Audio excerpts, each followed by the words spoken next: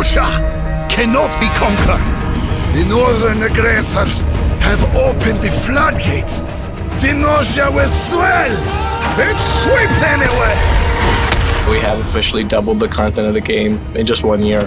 The game's grown in size and continues to grow, and all the features and content are being added for free. The amount of polish, balance, and fixes that we're going to be able to do and have been able to do so far has been a testament to how much we've reinvested into Chivalry. Chivalry was always about giving you that perfect medieval battlefield experience, and the horse was definitely the last big missing piece.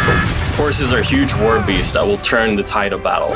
When you see a cavalry charge coming towards you, that brings out different emotions that you haven't necessarily got before in the game.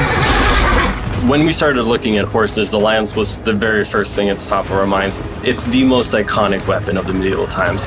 The lance is really a very powerful tool that players will need to learn to master, like all of our weapons, but it has the potential to be devastating. We have a range of new weapons coming out. We're bringing back some old classics from Civ 1, and then you have weapons that are more inspired by the Tenosian faction. There is the Katars, which are these kind of scissor blades that sit on your hands. So super fast slicing style combat. What this latest update represents is the start of the new story. The invasion starts off with a map called the Breach of Bodwin, and Bodwin's bulwark is this ancient wall stronghold that stood between the two nations for the longest time. Tenosia is really the scholaristic and pragmatic approach, where there's a lot of inspiration from Mesopotamian cultures like Old Babylonians, Sumer, some Central Asian influences, Samarkand. So the Tenosian Imperial Army, they come over the desert and they kind of surprise the Masons who are holding the stronghold, and they have to try and prevent them from scaling over the initial wall and then rushing through the city. You'll be taking these cannons and firing these cannonballs directly at this giant wall and getting to see it crumble in real time as pieces of the walls fall down. The raising of Ascandir is the Masons' reaction to the bulwark invasion. The lighthouse on it's incredible, and it leads to epic battles trying to defend and attack. Leading on from that, you have this really long bridge where the players need to come in and force the other team back. And then finally, once you break through, finally get to see big library.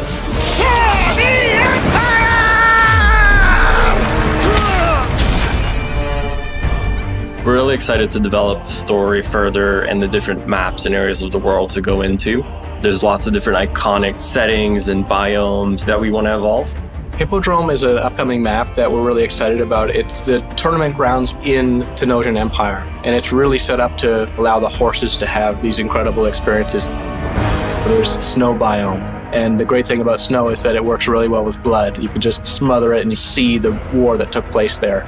So we're very excited artistically to be able to go into the frozen wastelands, and then also just as a canvas for players to paint upon. We're also finally bringing full cross-play social support to the game. What that means really is having no barriers on the social side for players to experience the game together.